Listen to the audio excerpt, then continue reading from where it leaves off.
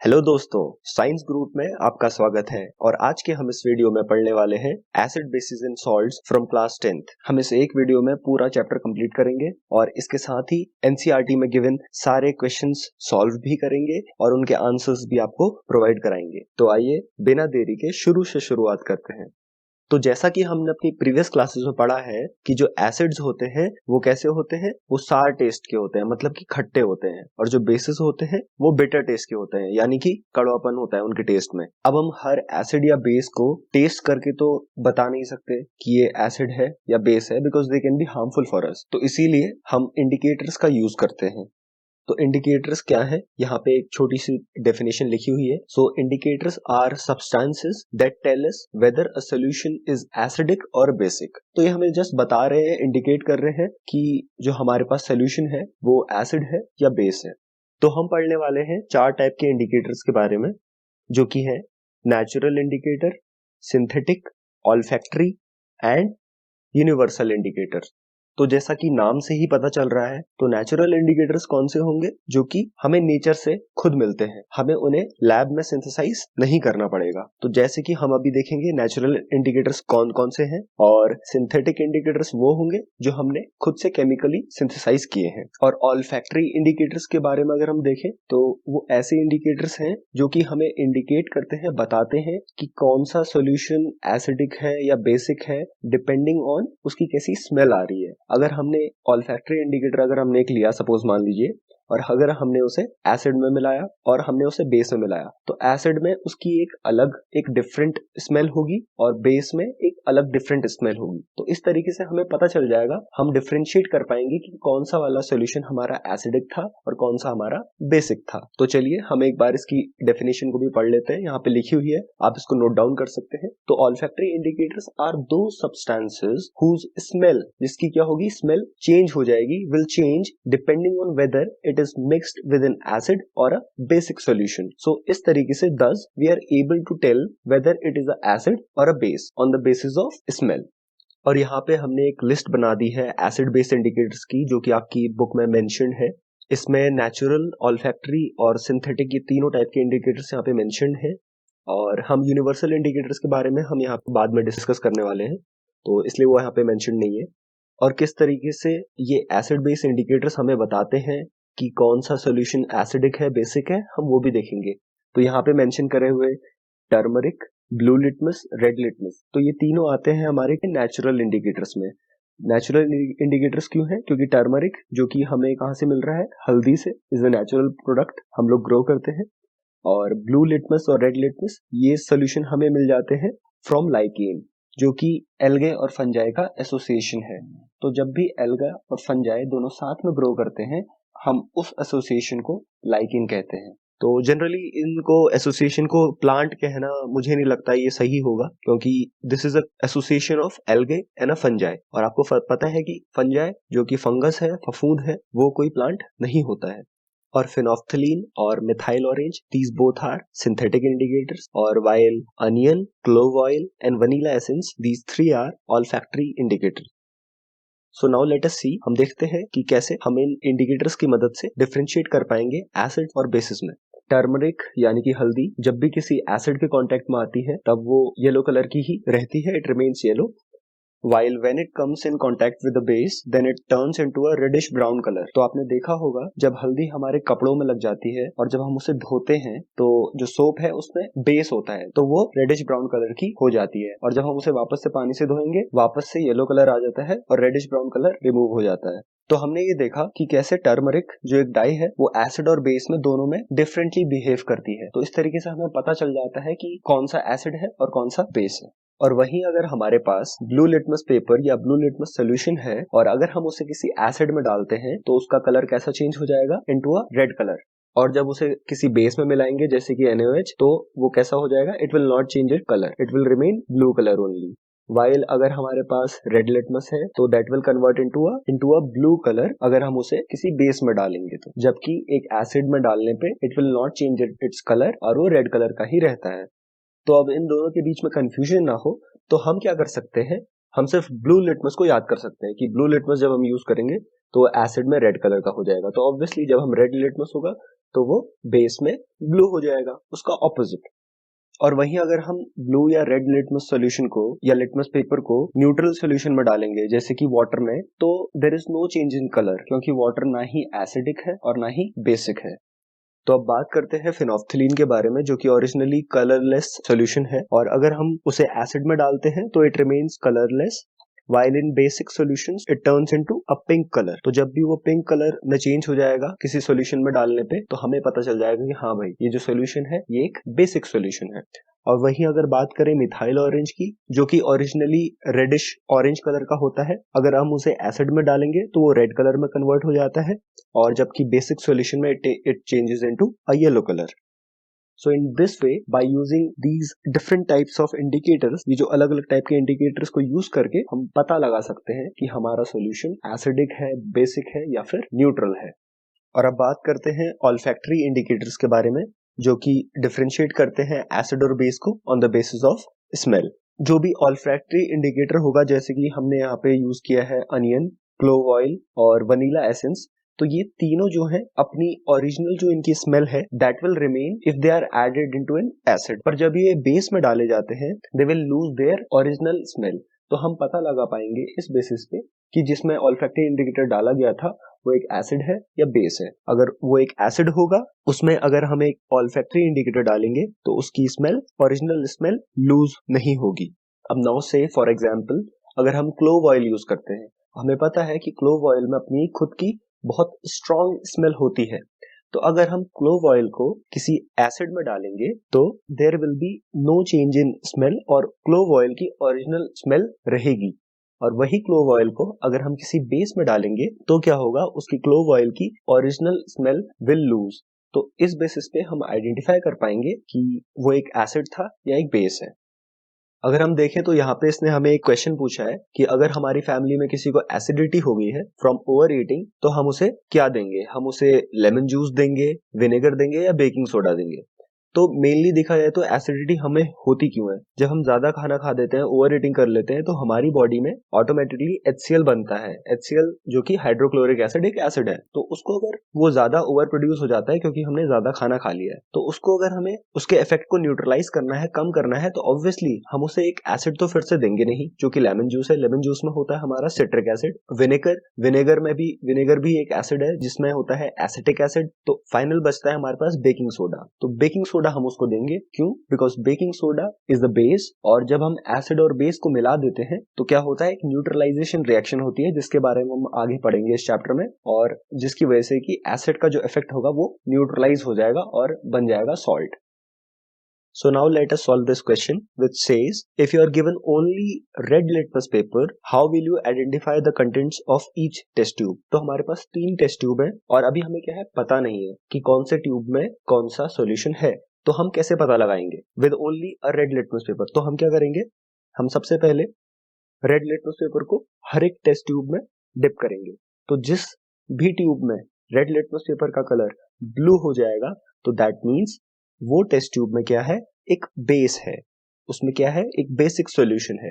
अब हम उसे अलग कर लेंगे। अब हमारे पास क्या बचेगा, ओनली 2 टेस्ट ट्यूब्स। तो उन 2 टेस्ट ट्यूब में क्या हो सकता है, या तो वाटर होगा एक में और दूसरे में एसिड होगा ऑब्वियसली। तो अब हम क्या करेंगे, अब हमारे पास जो वो लिटमस पेपर है वो कैसा हो गया है, ब्लू कलर का, बिकॉज हमने उसे एक बेस में डाल दिया, तो ब्लू कलर का हो गया। अब हम उस ब्लू कलर के लिटमस पेपर को जब हम किसी एक टेस्ट ट्यूब में डालेंगे, सपोज हमने इस वाले में डाला, उसमें क्या होगा, अगर वो उसमें कोई कलर चेंज नहीं हुआ तो that means it contains water.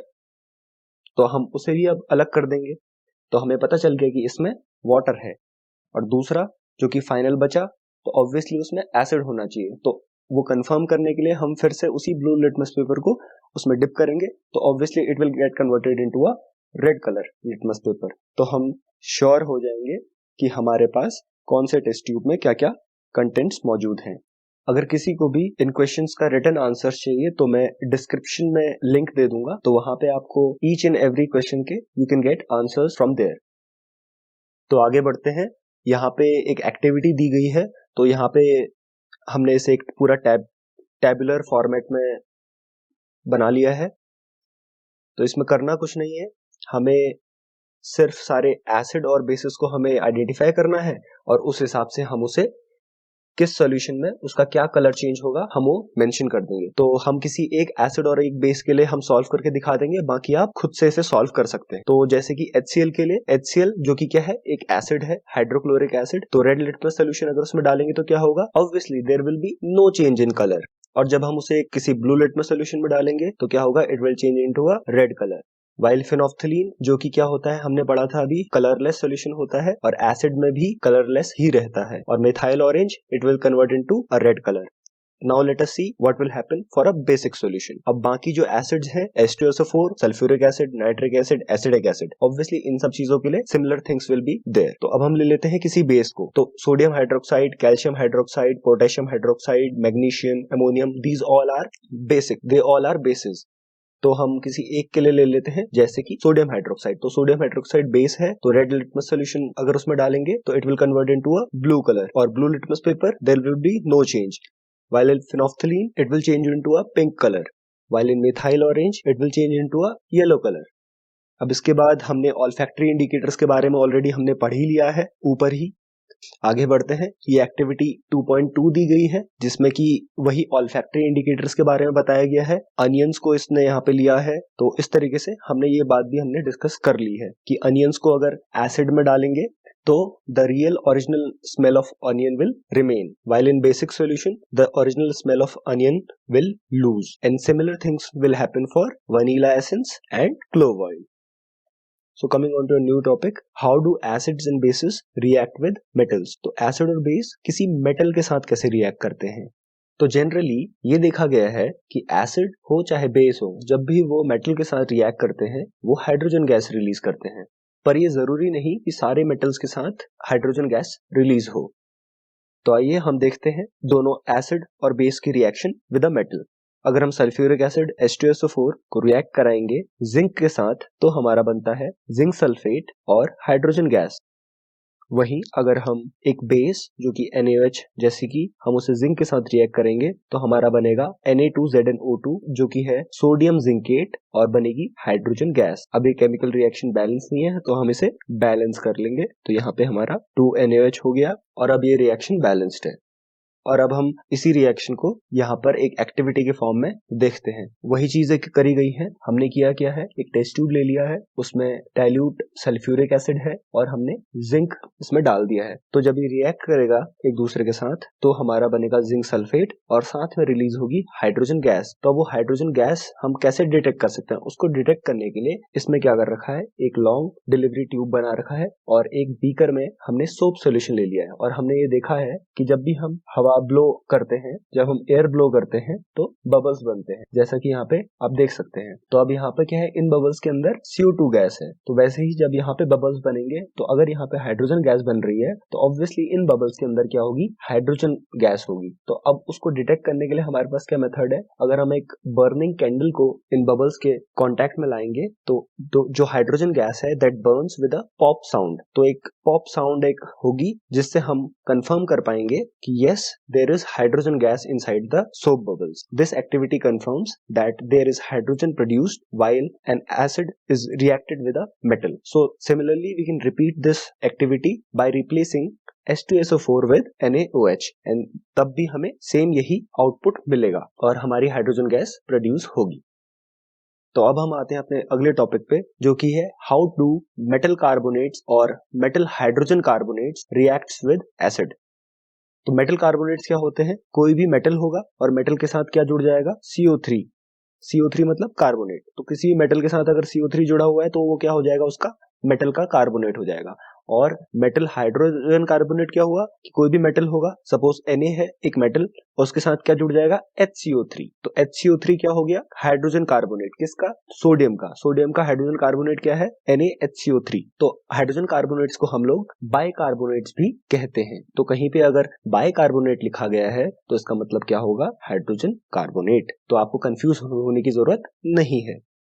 तो हम इसमें देखेंगे कि किस तरह से मेटल कार्बोनेट्स या बाइकार्बोनेट्स रिएक्ट करते हैं एसिड्स के साथ।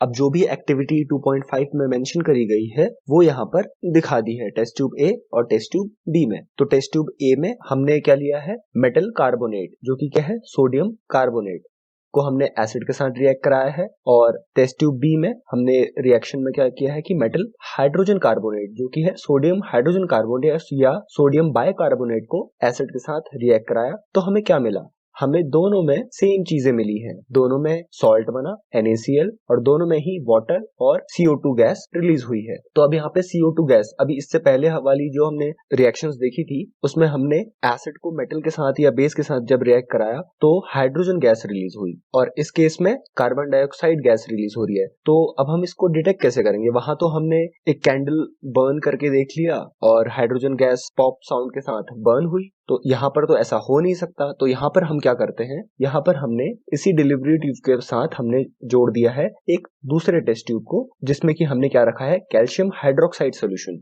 तो कैल्शियम हाइड्रोक्साइड सॉल्यूशन, जिसको हम लाइम वाटर भी कहते हैं, इसके साथ जब ये कार्बन डाइऑक्साइड गैस रिएक्ट होती है तो हमारा बनता है कैल्शियम कार्बोनेट, जो कि एक वाइट प्रेसिपिटेट के फॉर्म में इस टेस्ट ट्यूब के नीचे सेटल हो जाएगा। जब भी ये वाइट प्रेसिपिटेट बनता है कैल्शियम हाइड्रोक्साइड के साथ, तो हम कह सकते हैं कि हाँ, हमारी इस ट्यूब के अंदर कार्बन डाइऑक्साइड गैस रिलीज हुई है।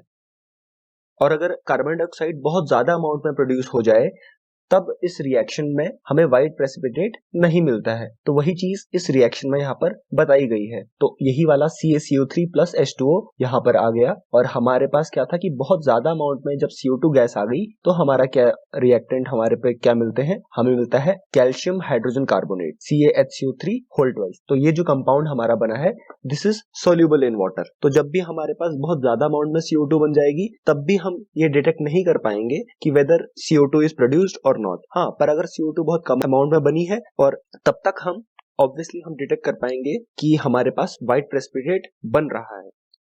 तो आखिरकार हम इस कंक्लूजन में आते हैं कि जब भी मेटल कार्बोनेट या मेटल हाइड्रोजन कार्बोनेट या बाइकार्बोनेट जब भी एसिड के साथ रिएक्ट करते हैं तो वो सॉल्ट, कार्बन डाइऑक्साइड और वाटर बनाते हैं।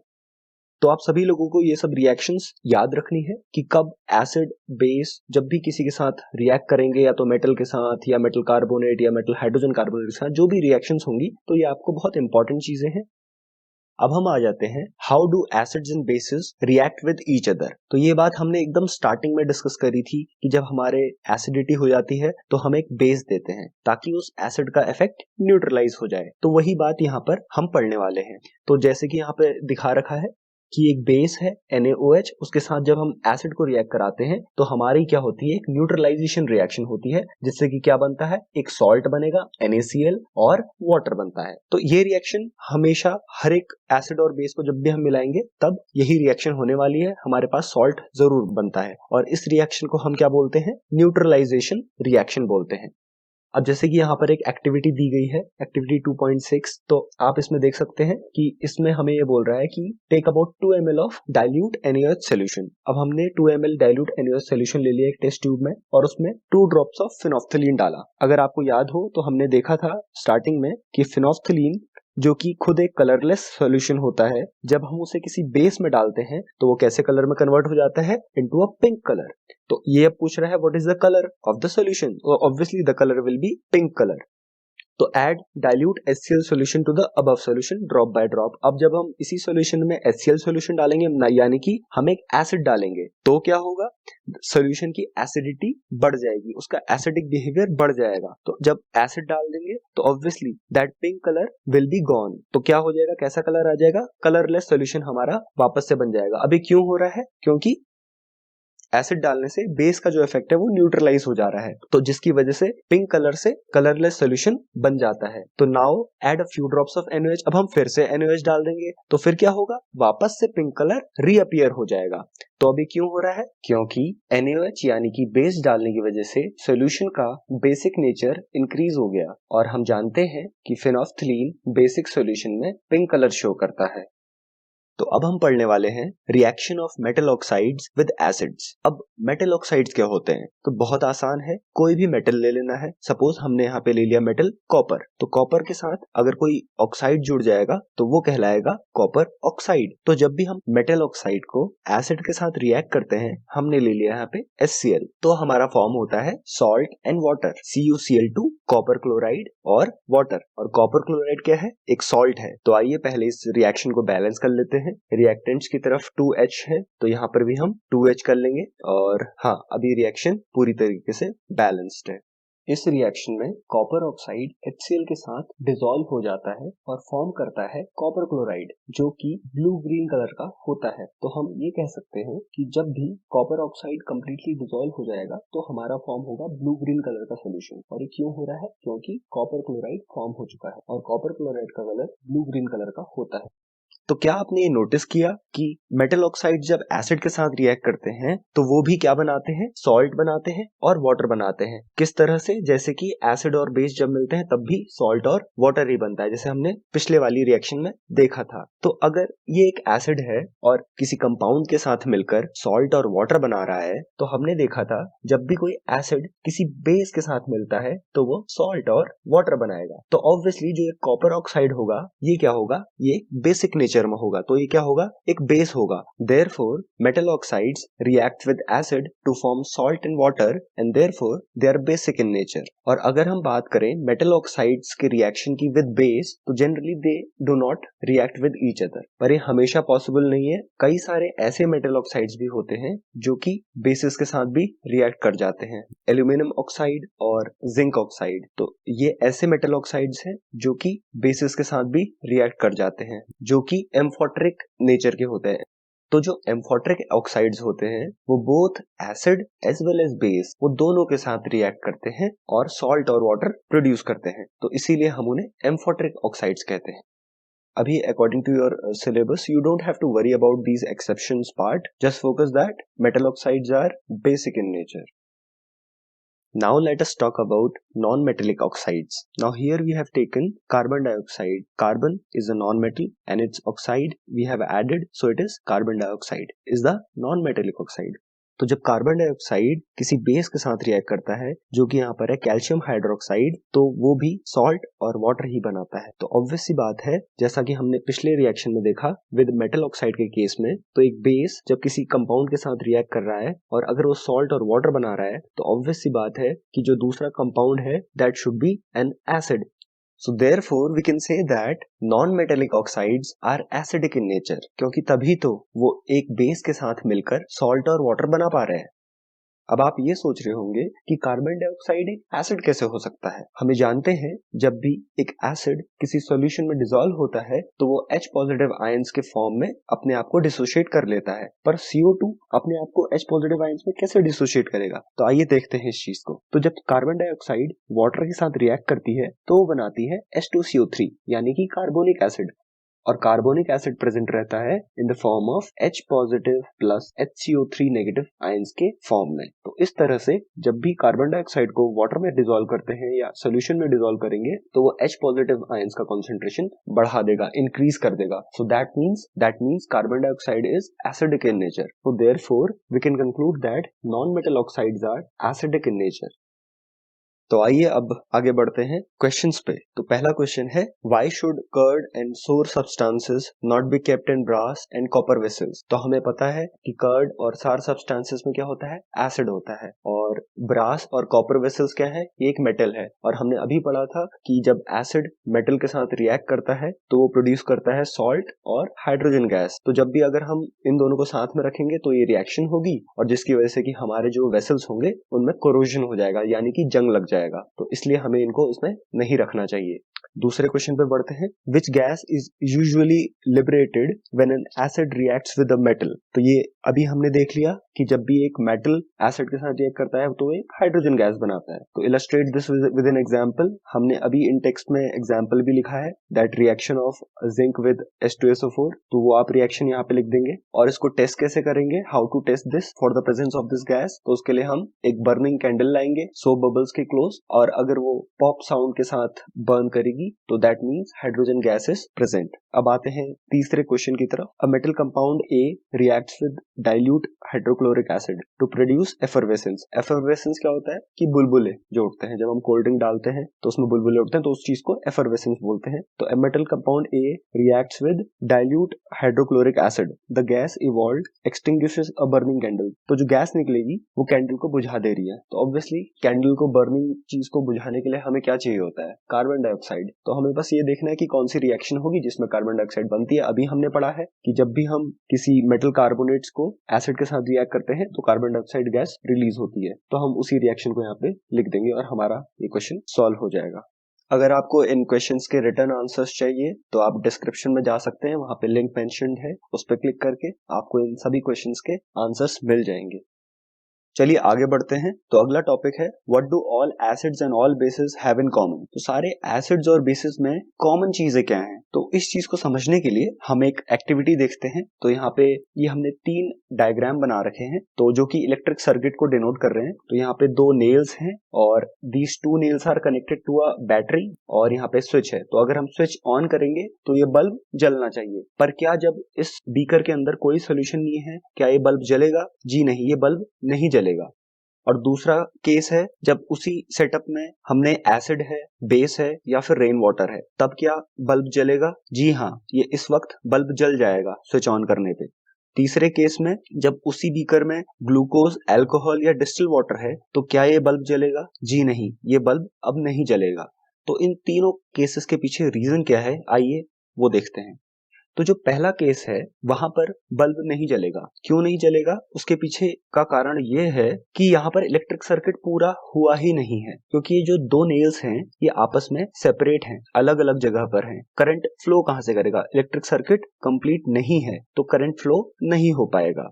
तो दूसरे केस में हमने उसी बीकर में क्या डाल दिया? सॉल्यूशंस डाल दिए मल्टीपल, जैसा कि यहाँ पर है, और ये अब करंट कैरी कर सकता है। उसके पीछे का रीजन क्या है? उसके पीछे रीजन ये है कि जो एसिड्स हैं या बेस हैं या फिर रेन वाटर है, ये पांचों चीजों में जब ये वाटर में डिसॉल्व होती हैं, जब ये एक्वस सॉल्यूशन में रहती हैं, तो दे फॉर्म आयंस। जैसे कि HCl will form H positive and Cl negative ions, H2SO4 will also form H positive ions, NaOH will form OH negative ions, and rain water में भी काफी सारी इम्प्योरिटीज, सॉल्ट्स और एसिड्स होते हैं, जिनकी वजह से उनमें आयंस फॉर्म होते हैं। तो ये आयंस रिस्पॉन्सिबल होते हैं इलेक्ट्रिक करंट को फ्लो करवाने में। और तीसरे केस में आते हैं जिसमें ग्लूकोज, अल्कोहल और डिस्टिल वाटर है। तो ये जब तीनों एक्वस सॉल्यूशन में डिसॉल्व होते हैं तो ये कभी भी आयंस फॉर्म नहीं करते हैं। आयंस जैसे कि एनायंस और कैटायंस, जैसा कि आपने सेकंड केस में देखा, एनायंस और कैटायंस बनते हैं। कैटायंस कैसे होते हैं? Cations are positively in charge. तो H पॉजिटिव क्या था? वाज अ कैटायन, और OH नेगेटिव क्या था? Is a negative charge, so it is a anion. So therefore acids and bases and rain water they form ions in aqueous solution, so therefore they are able to conduct electricity। वहीं हम देखें तो distil water is the purest form of water, जिसमें से कि हम distillation के through सारे जो सॉल्ट्स होते हैं वाटर में हम वो रिमूव कर देते हैं। जब उसमें सॉल्ट्स होंगे नहीं, आयंस नहीं बन सकते, so that is why distil water does not conduct electricity.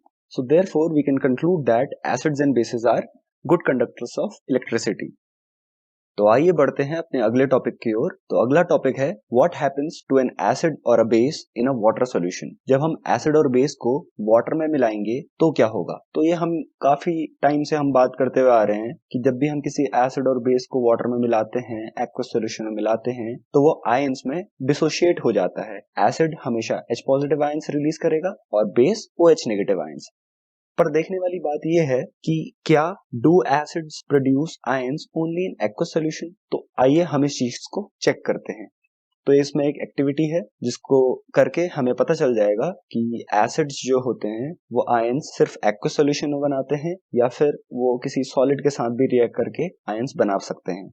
हमने एक टेस्ट ट्यूब लिया है जिसमें कि सॉलिड सोडियम क्लोराइड है, सोडियम क्लोराइड जो कि एक सॉल्ट है, और हम ऊपर से ड्रॉपर से डालेंगे H2SO4 जो कि एक एसिड है। तो जब हम ऊपर से ड्रॉप वाइज H2SO4 डालते हैं, क्या रिएक्शन होगी? रिएक्शन में हमें दिखेगा कि कुछ गैस रिलीज हो रही है। तो आइए सबसे पहले क्या करते हैं, हम इसमें जो रिएक्शन हो रही है उसको लिख लेते हैं। तो जब NaCl रिएक्ट करेगा H2SO4 के साथ तो बनाएगा Na2SO4, sodium sulphate and HCl। अब ये HCl जो बनी है it will be not liquid, not aqueous, it will be in gaseous form.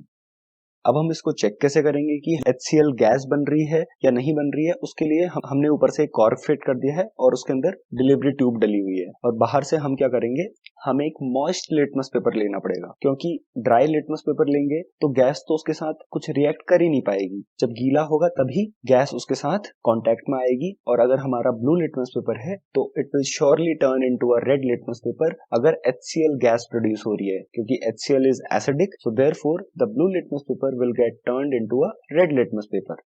इस एक्टिविटी से कंफर्म होता है कि एसिड्स हमेशा आयंस बनाएगा ओनली इन एक्वस सॉल्यूशन। अगर ड्राई रिएक्टेंट्स होंगे तो वो क्या बनाएगा, वो गैस बना देता है, जैसा कि हमने यहाँ पे देखा।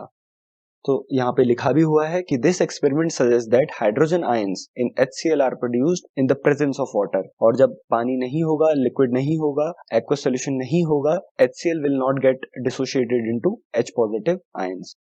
यहाँ पे एक रिएक्शन है, HCl जब वाटर के साथ रिएक्ट कर रहा है तो वो H3O पॉजिटिव हमने लिखा है। अब ये H3O पॉजिटिव क्यों लिखा गया, क्योंकि जो H पॉजिटिव आयन बनेगा वो अकेला नहीं रह सकता, तो वो क्या करता है, बाकी का जो बचा हुआ वाटर है उसके साथ रिएक्ट करता है और बना देता है H3O पॉजिटिव, जिसको हम बोलते हैं हाइड्रोनियम आयन। तो कभी भी हम हाइड्रोजन आयन को डिनोट करेंगे तो हमेशा हम H पॉजिटिव ब्रैकेट में या तो हम एक्वस लिखेंगे या फिर उसे हम H3O पॉजिटिव करके डिनोट करते हैं।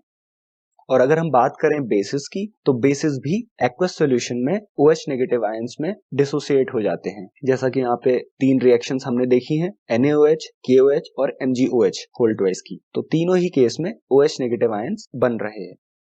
अब गौर करने वाली बात यह है कि सारे बेसिस वाटर में डिसॉल्व नहीं होते हैं। Important thing is all basis do not dissolve in water. जो बेस, आई रिपीट, जो बेस वाटर में डिसॉल्व होते हैं उन बेसिस को हम बोलते हैं एल्कली। क्या बोलते हैं, एल्कली।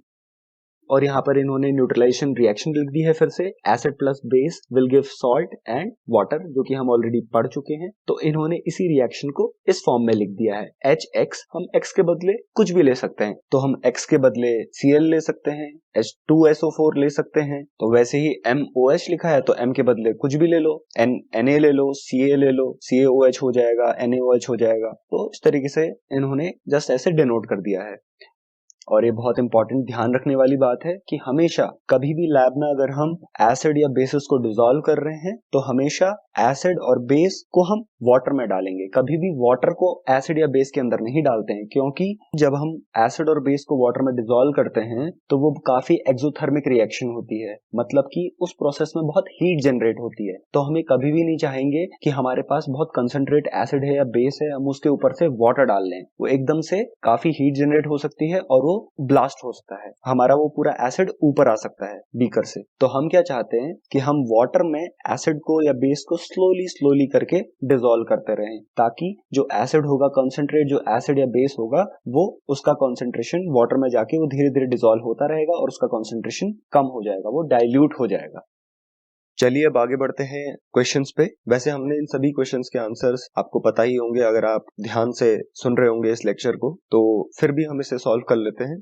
तो पहला क्वेश्चन है, why do hydrochloric acid, nitric acid show acidic characters in aqueous solution while solutions of compounds like alcohol and glucose do not show acidic character. तो इसका बहुत आसान आंसर है, because HCl and HNO3 they form H positive ions और hydronium ions in aqueous solution, therefore they are acidic, while on the other hand alcohol and glucose they are not able to form hydronium ions in the aqueous solution and therefore they are not acidic. दूसरा question, why does an aqueous solution of an acid conduct electricity. तो इसका भी वही same answer है, because acid is able to produce ions in aqueous solution, it forms hydronium ions और H positive ions in aqueous solution. तो जो ions होते हैं उसकी वजह से ही इलेक्ट्रिसिटी कंडक्ट हो पाती है। अब आते हैं तीसरे क्वेश्चन की ओर, why does dry HCl gas, जो ड्राई HCl गैस है, it does not change the colour of the dry litmus paper. ध्यान दीजिएगा, लिखा है ड्राई लिटमस पेपर, अगर वेट लिटमस पेपर होता तो श्योरली ये यहाँ पे कलर चेंज होता, बट ड्राई लिटमस पेपर में क्यों नहीं होगा, क्योंकि गैस भी ड्राई है, ठीक है, गैस तो लिक्विड होती नहीं है, तो और लिटमस पेपर भी ड्राई है, तो होगा क्या कि जो HCl गैस है it will not be able to convert into H positive ions और हाइड्रोनियम आयंस, और इसीलिए ड्राई लिटमस पेपर का कलर चेंज नहीं होगा। Fourth question, While diluting an acid, why is it recommended that an acid should be added to water and not water to acid? Now this is because addition of acid into water or water into acid is a highly exothermic process. उसमें काफी heat generate होती है, तो अगर हम concentrate acid के ऊपर water डालेंगे तो क्या होगा, काफी हीट जनरेट हो सकती है और जो एसिड है वो स्पिल होके बाहर भी आ सकता है और हमें हार्म कर सकता है. So for precaution we always add acid into water dropwise. Fifth question, how is the concentration of hydronium ions affected when a solution of an acid is diluted? ये बात हमने जस्ट अभी theory में देखी है, यहाँ पर ये मेंशन्ड है. अब जैसा कि लिखा है कि हमने एसिड को डाइल्यूट कर दिया. डाइल्यूट करने का मतलब है कि हमने उसमें काफी ज्यादा अमाउंट में वाटर डाल दिया. तो जब हम वाटर डाल देंगे किसी भी चीज में, सपोज मान लीजिए 1 kg चीनी है और हम उसमें बाल्टी भर के पानी डाल देंगे, तो क्या होगा, शुगर का जो कॉन्सेंट्रेशन होगा वो क्या होगा, बहुत कम हो जाएगा. तो वैसे ही जब एसिड है, एसिड में हमने काफी सारा पानी डाल दिया, उसको डाइल्यूट कर दिया हमने एसिड को, तो क्या होगा, ऑब्वियसली जो हाइड्रोजन आयंस की कॉन्सेंट्रेशन होगी एसिड में दैट विल रिड्यूस. तो इसका आंसर है dilution of acid results in the decrease in the concentration of ions per unit volume. Sixth question, how is the concentration of hydroxide ions affected when excess base is dissolved in a solution of sodium hydroxide? अब देखिए इसमें क्या बोल रहा है कि sodium hydroxide का एक सोल्यूशन है, तो इसमें भी हम वही वाला एग्जांपल लेते हैं, शुगर वाला. तो मान लीजिए आपके पास एक बाल्टी में शुगर सॉल्यूशन ऑलरेडी है, तो उसमें आप और शुगर डाल दे रहे हैं ऊपर से, तो क्या हो रहा है, तो शुगर का कॉन्सेंट्रेशन उस एक ही बाल्टी है ना, बाल्टी वही है और आपने शुगर एक्स्ट्रा ऐड कर दी, तो क्या होगा, ऑब्वियसली शुगर का कॉन्सेंट्रेशन बढ़ जाएगा. तो वही चीज यहाँ पे भी बोल रहा है कि अगर सोडियम हाइड्रोक्साइड का आपके पास सोल्यूशन है ऑलरेडी और आप ऊपर से उसमें क्या कर रहे हैं, उसमें और एक्सेस मतलब और ज्यादा बेस अगर आपने उसमें डिसॉल्व कर दिया, तो हाइड्रोक्साइड आयंस के कॉन्सेंट्रेशन पे क्या इफेक्ट पड़ेगा, तो क्या होगा, सोडियम जो हाइड्रोक्साइड आयंस होंगे उसका कॉन्सेंट्रेशन भी बढ़ जाएगा. तो हमारा अगला टॉपिक है हाउ स्ट्रॉन्ग आर एसिड और बेस सॉल्यूशंस. तो अभी तक हमने ये पढ़ा कि एसिड बेस इंडिकेटर्स की मदद से हम एसिड और बेस में डिस्टिंग्विश तो कर पाते हैं कि कौन सा एसिड है और कौन सा बेस है, पर हम ये पता नहीं लगा पाते कोई सोल्यूशन अगर एसिडिक है तो वो कितना एसिडिक है, उसकी एसिडिक स्ट्रेंथ कितनी है. अगर हमारे पास मान लीजिए 2 एसिड्स हैं और उनमें से हमें पता लगाना है कि कौन सा ज्यादा एसिडिक है, तो ये चीज हम अभी तक जो हमने एसिड बेस इंडिकेटर्स डिस्कस किए हैं उनसे हम पता नहीं लगा सकते. तो इस चीज के लिए जरूरत पड़ती है यूनिवर्सल इंडिकेटर्स की. तो यूनिवर्सल इंडिकेटर बनाए जाते हैं from a mixture of several indicators. हम कुछ डिफरेंट टाइप्स ऑफ इंडिकेटर्स ले लेंगे, उनको मिक्स कर देंगे और हमारा यूनिवर्सल इंडिकेटर तैयार है. तो अब होगा क्या, जब हम यूनिवर्सल इंडिकेटर यूज करेंगे तो वो अलग अलग एसिड्स और बेसिस के लिए वो डिफरेंट कलर देगा. तो अगर कोई स्ट्रॉन्ग एसिड है तो उसके लिए एक डिफरेंट कलर आएगा, एक अगर उससे कोई वीक एसिड है तो उसके लिए एक डिफरेंट कलर आएगा. तो जो यूनिवर्सल इंडिकेटर है वो डिफरेंट हाइड्रोजन आयन की कॉन्सेंट्रेशंस पे वो एक डिफरेंट कलर देता है. तो हम क्या कर पा रहे हैं, आइडेंटिफाई कर पा रहे हैं कि कौन सा हमारा एसिड स्ट्रॉन्ग है या कौन सा हमारा बेस स्ट्रॉन्ग है या वीक है. और हमने इसको यूनिवर्सल क्यों कहा, क्योंकि ये यूनिवर्सली हर एक एसिड और बेस के लिए हम इसको यूज कर सकते हैं. ऐसा नहीं है कि किसी एक एसिड या एक बेस के लिए ये यूज होगा, यूनिवर्स में जितने भी एसिड या बेसेस होंगे उनके लिए इसको यूज कर सकते हैं, इसलिए इसका नाम है यूनिवर्सल इंडिकेटर. तो जैसा कि हमारा मेजरिंग स्केल होता है, तो उसी तरीके से हमने यहाँ पे एसिड्स और बेसिस के लिए भी हमने एक स्केल बना रखा है, तो जिसको हम बोलते हैं पीएच स्केल. तो जिसकी रीडिंग होती है फ्रॉम 0 to 14. तो जिसकी वैल्यू 14 होती है इसका मतलब इट इज मोस्ट बेसिक, और जो 0 मतलब इट इज वेरी एसिडिक. तो और 7 का मतलब होता है कि that solution is neutral, it is neither acidic neither base. तो हमें इसमें ये बात ध्यान रखनी चाहिए कि when pH is low then the solution is acidic, that means the hydrogen ion concentration is increasing. और जब pH is high then the solution is basic and the hydrogen ion concentration decreases, और we can say hydroxide ion concentration increases.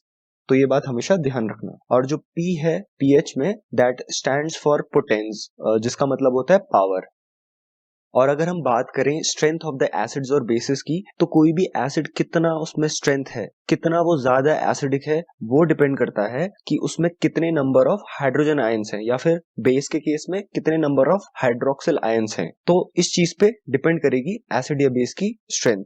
अगर यहाँ पे देखें दो acids HCl और दूसरा CH3COH मतलब कि एसिटिक एसिड, तो हम ये देखते हैं कि HCl जो है it is a strong acid and acetic acid is a very weak acid. अब ऐसा क्यों है? क्योंकि HCl जो है it completely dissociates into hydrogen ions, तो उसके जो नंबर ऑफ हाइड्रोजन आयंस हैं HCl के केस में बहुत ज्यादा बनते हैं as compare to acetic acid. Acetic acid undergoes only partial dissociation, तो ये बहुत सही टर्म है यूज करने के लिए कि strong acids undergo complete dissociation while weak acids undergo only partial dissociation।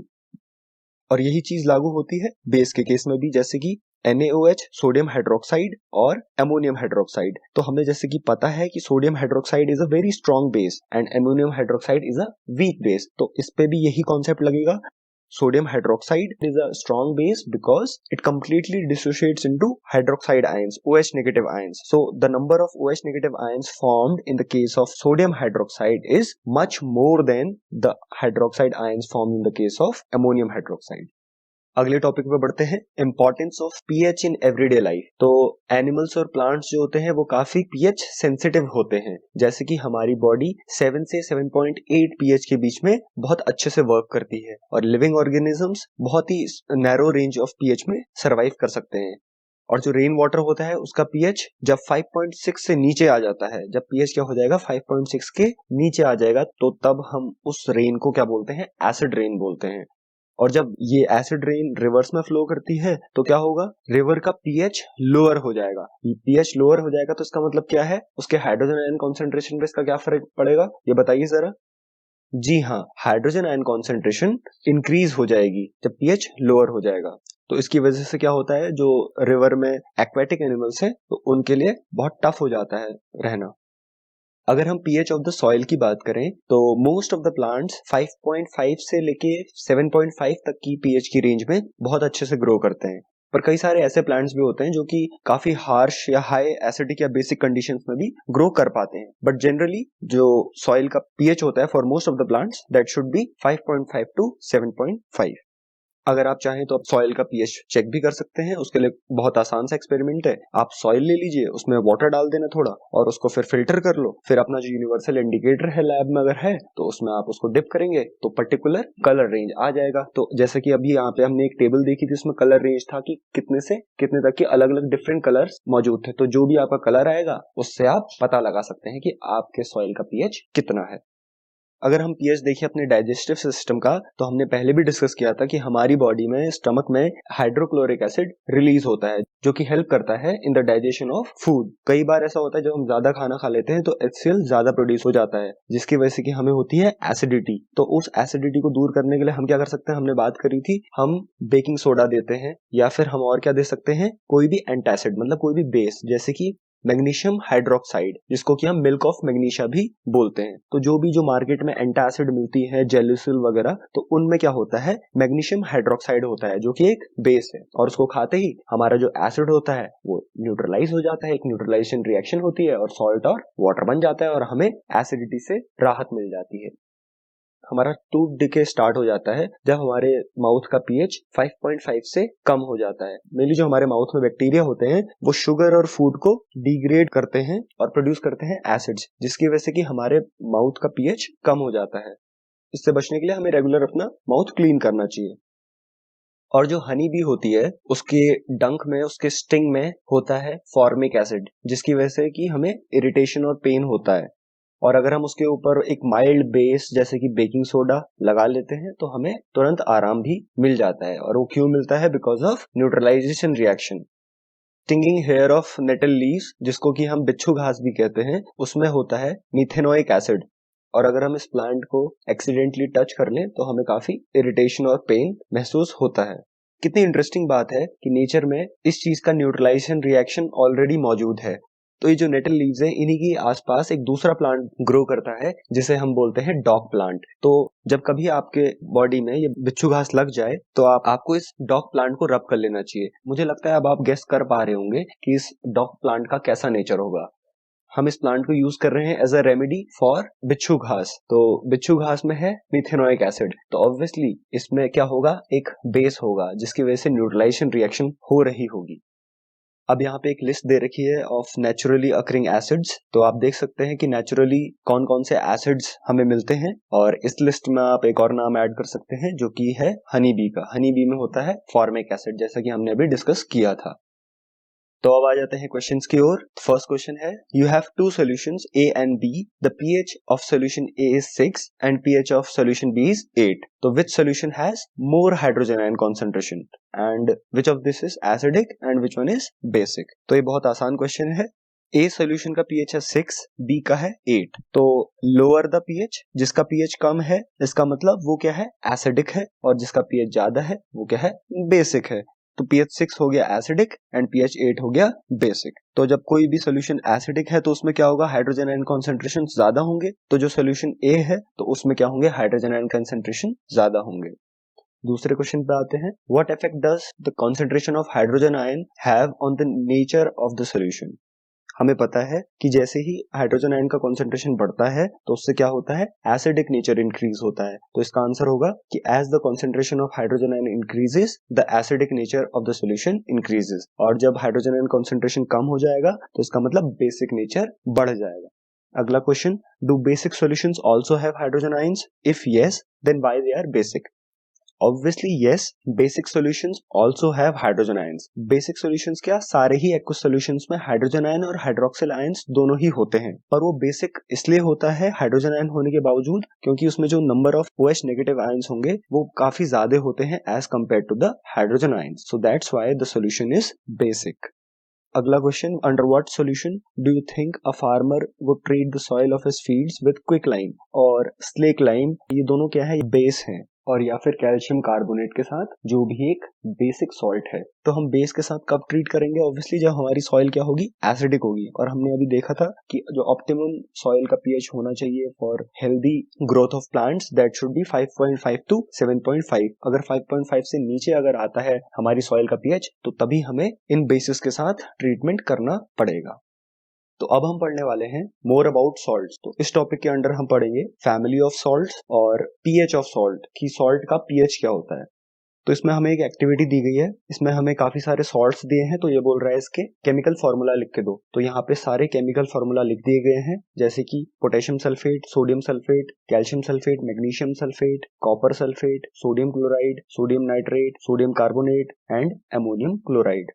अब ये बोल रहा है कि identify the acids and basis from which the above salts may be obtained. ये सॉल्ट ऑब्वियस सी बात है, हमें पता है सॉल्ट कब फॉर्म होता है, जब एसिड और बेस मिलते हैं तो सॉल्ट और वाटर रिलीज होता है। तो अब हमें पता करना है कि ये जो सॉल्ट बने हैं ये किस एसिड या बेस से बने हैं। तो ऑब्वियस सी बात है, हम क्या करेंगे, यहाँ पे H2O को हम HOH लिख सकते हैं, तो हमने वो लिख दिया, और फिर इसका जो एसिड है और बेस है वो निकाल लिया। कैसे निकाला, तो SO4 है, SO4 तो हमेशा एक एसिड में होता है, तो वो हो जाएगा आपका H2SO4, और बचा फिर यहाँ पे के से होना चाहिए कोई बेस, तो के और OH मिल जाएंगे तो बन जाएगा KOH। अभी ये रिएक्शन बैलेंस नहीं है, हम इसे बैलेंस कर सकते हैं अपने हिसाब से। तो वैसे ही हम लोग फिर सारे बाकी के रिएक्शन का भी एसिड और बेस इस तरीके से निकाल सकते हैं।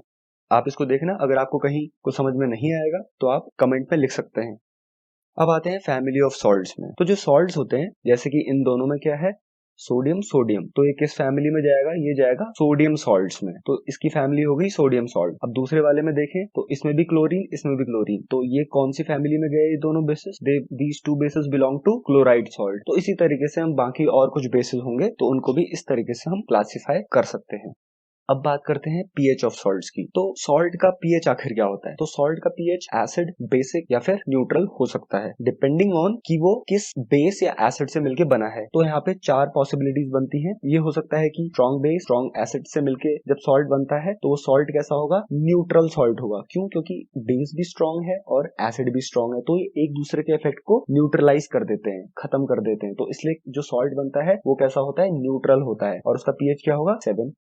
और वही दूसरे वाले में देखते हैं, अगर कोई स्ट्रॉन्ग बेस है जैसे कि सोडियम हाइड्रोक्साइड और वो रिएक्ट करता है वीक एसिड के साथ, तो ऐसे में जो सॉल्ट बनेगा वो कैसा बनेगा, वो भी बेसिक सॉल्ट बनेगा। क्यों, क्योंकि जो भी सॉल्ट बनता है वो अपने पेरेंट मतलब एसिड और बेस इसके पेरेंट हुए, तो जो पेरेंट स्ट्रॉन्ग होगा वही प्रॉपर्टी सॉल्ट की भी हो जाएगी। तो यहाँ पे बेस स्ट्रॉन्ग था तो इसलिए सॉल्ट भी बेसिक बनेगा। और तीसरे में आते हैं, जब वीक बेस अमोनियम हाइड्रोक्साइड का रिएक्शन होगा HCl के साथ, हमें पता है HCl क्या है, एक स्ट्रॉन्ग एसिड है, तो इसलिए जो सॉल्ट बनेगा वो भी कैसा होगा, एक एसिडिक सॉल्ट होगा। फोर्थ की बात करें, जब वीक एसिड वीक बेस बनेगा, तो ये थोड़ा कॉम्प्लेक्स रिएक्शन है। ये चीज हम फ्यूचर क्लासेस में पढ़ेंगे, ये अभी आपके सिलेबस में है नहीं। तो अब बात करते हैं chemicals form from common salt. Common salt यानी कि नमक। गांधी जी ने दांडी मार्च भी सॉल्ट के लिए किया था। अब हम तो जान ही चुके हैं कि जो सॉल्ट होता है वो एसिड और बेस से मिलके सॉल्ट बनता है। जो हम घर में नमक यूज करते हैं वो होता है NaCl, सोडियम क्लोराइड। तो ये किससे मिलके बनता है? HCl plus NaOH। अब हम ये देखेंगे कि हम एक कॉमन सॉल्ट से और कितने अलग अलग डिफरेंट टाइप के सब्सटेंसेस बना सकते हैं। तो यहाँ पे पहला हमारा जो सब्सटेंस है वो है सोडियम हाइड्रोक्साइड। तो सोडियम हाइड्रोक्साइड हम फॉर्म कर सकते हैं from sodium chloride by chlor alkali process. तो जो प्रोसेस है जिसके थ्रू NaOH बनता है, सोडियम हाइड्रोक्साइड बनता है सोडियम क्लोराइड से, हम उस प्रोसेस को बोलते हैं क्लोर एल्कली प्रोसेस। ये बहुत इंपॉर्टेंट प्रोसेस है, तो इसको याद रखिएगा। हम इसे क्लोर एल्कली प्रोसेस इसलिए भी कहते हैं क्योंकि इसमें जो प्रोडक्ट्स बन रहे हैं वो क्या क्या है? वो है क्लोरीन, क्लोर से क्लोरीन, और एल्कली हमने पढ़ा था। एल्कली क्या होते हैं? Alkali are those bases that dissolve in water. हमने पढ़ा था ना कि सारे बेसिस वाटर में डिसॉल्व नहीं होते हैं, और जो बेसिस वाटर में डिसॉल्व होते हैं उनको हम क्या कहते हैं? एल्कली कहते हैं। तो क्लोर एल्कली, तो एल्कली क्या हो गया हमारा इसमें? Sodium hydroxide. ये क्या है? एक बेस है, तो वो ये बेस वाटर में डिसॉल्व होता है, इसलिए इसको हम एल्कली भी कहते हैं।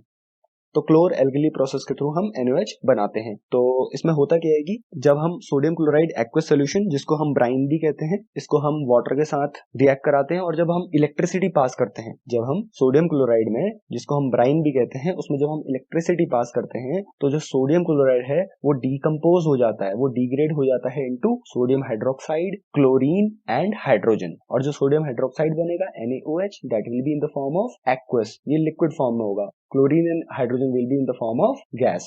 क्लोरीन जो फॉर्म होता है वो एनोड पे जाके इकट्ठा हो जाता है, और जो कि पॉजिटिवली चार्ज होता है, और कैथोड पे hydrogen. All of the three products which are formed in the chlor-alkali process, they are very useful to us. So let us see what are the uses of these three products.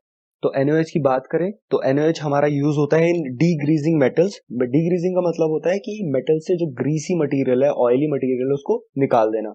और हमारा use होता है soap और detergent बनाने में। Sodium hydroxide बहुत important role play करता है, और इन पेपर मेकिंग में और आर्टिफिशियल फाइबर्स में।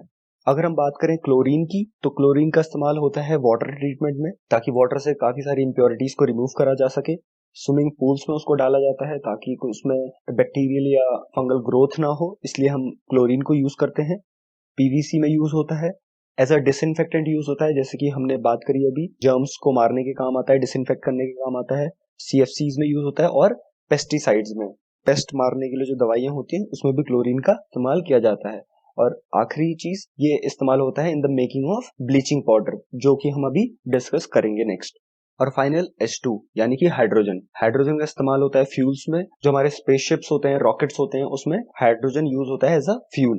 मार्गरीन बनाने में, मार्गरीन एक बटर की तरह टेस्ट होता है इसका, तो ये बटरी टाइप का फूड प्रोडक्ट है, और बाकी यूज होता है फर्टिलाइजर्स में।